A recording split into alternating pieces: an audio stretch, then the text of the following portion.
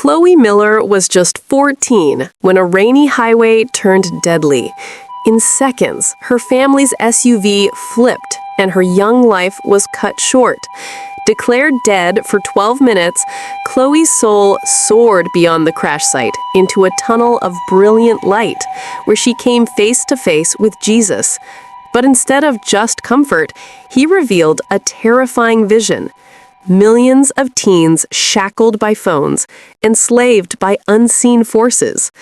What Chloe returned with isn't just a story, it's a dire warning for us all. My name is Chloe Grace Miller.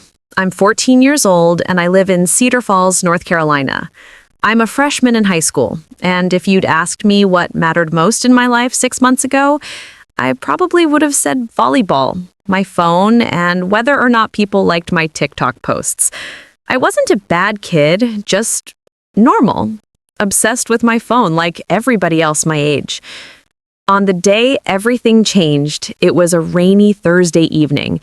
My mom was driving me to volleyball practice, and my little brother, Ethan, was in the back seat with me, glued to his Nintendo Switch. I was sitting right next to him, earbuds in, scrolling TikTok. The rain was coming down so hard that Mom asked me to look up directions on her phone because she couldn't see the exit signs. I remember feeling annoyed because I was in the middle of watching a trending dance video and the comments were blowing up. I didn't look up. I didn't help. That moment still haunts me. Then it happened. A semi-truck appeared out of nowhere, its lights blinding through the rain. Mom screamed. The world spun violently as the SUV flipped, metal crunching, glass exploding, Ethan's game system flying from his hands. My phone was ripped from my grip. The last thing I heard was the sound of shattering glass and my mom's terrified voice. Then, darkness. Silence. Suddenly, I wasn't in the car anymore. I was floating above it. I could see the twisted wreck of our SUV, the flashing ambulance lights cutting through the storm. People were shouting, running, pulling bodies from the crushed metal. That's when I realized one of the bodies was mine. I saw my favorite pink hoodie torn and covered in blood, my hair matted, my face pale. Mom was screaming, being held back by a firefighter. Ethan was being rushed into an ambulance. I tried to yell, "Mom, I'm okay, I'm right here." But no sound came out. No one looked at me. I was invisible. Oddly, I felt no pain, no cold rain, no fear, just a strange weightlessness. Then everything around me started to fade, the flashing lights, the shouting, even the storm itself. I was being pulled into a tunnel. It wasn't dark. It was filled with light, warm light. It wrapped around me like the first rays of summer sun. For the first time in my life, I wasn't anxious or distracted or lonely. I felt peace. And at the end of that light, someone was waiting. He was nothing like the paintings in church or the cartoons from Sunday school. Jesus. Light radiated from him, but I could still see his face, strong yet gentle, his eyes looking directly into me, eyes that knew everything. Every thought I'd ever had, every mean thing I'd ever said, every jealous moment, every lie. And still, his gaze was full of love. When he smiled, I felt like I had finally come home. Not the kind of home with walls and furniture, but the place my soul had been longing for. Chloe. He said my name and it sounded like music. His voice wasn't loud, but it filled everything. Tears streamed down my face. Am I dead? For a little while, he said, but I have something important to show you. I wanted to stay in that warmth forever, but the seriousness in his eyes made me nod. I reached for his hand, and the moment our fingers touched, we were somewhere else. We were standing in what looked like a massive room, stretching endlessly in every direction.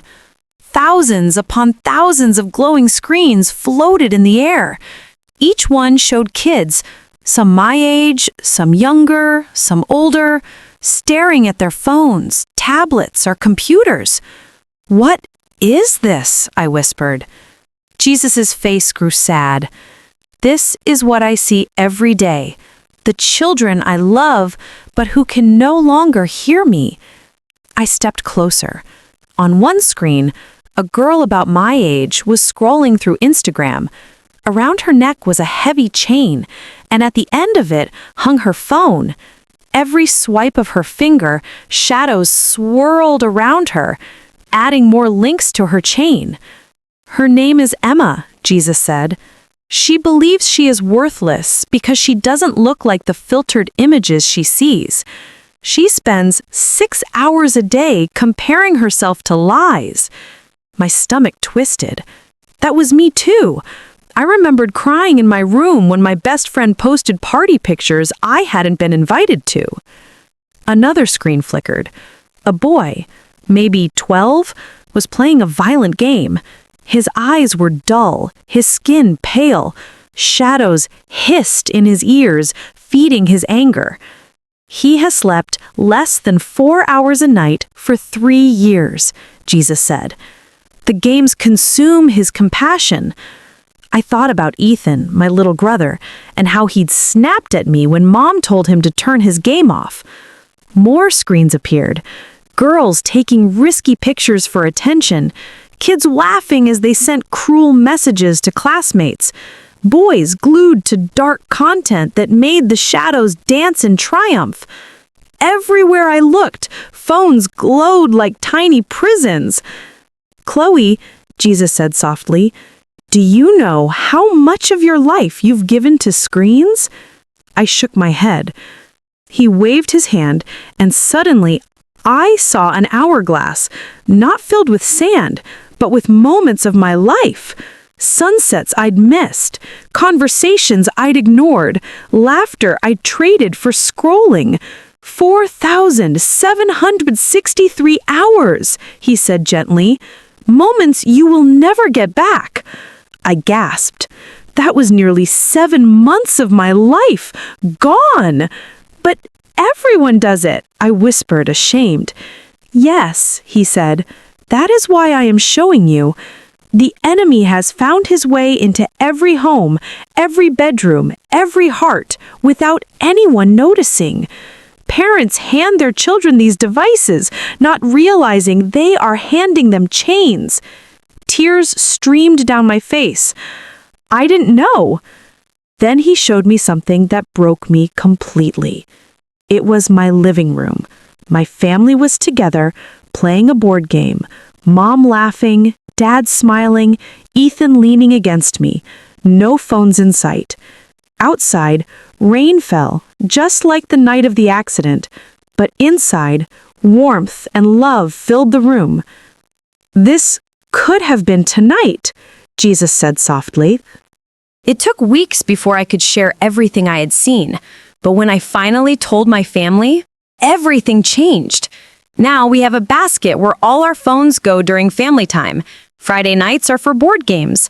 Mom deleted most of her social apps. Dad stopped bringing his laptop home.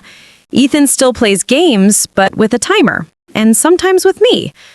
At school, some friends laughed when I told them. Others listened. My best friend deleted Snapchat and said she sleeps better now. I still struggle. The pull of the apps is strong, but now I recognize the chains. I see the shadows behind the glow. And that's why I'm telling you this. If you're a teen, your worth is not your follower count. If you're a parent, your kids need you to set boundaries they cannot set for themselves. My name is Chloe Grace Miller. I died for 12 minutes, and Jesus sent me back to tell you, put down your phone. Look up.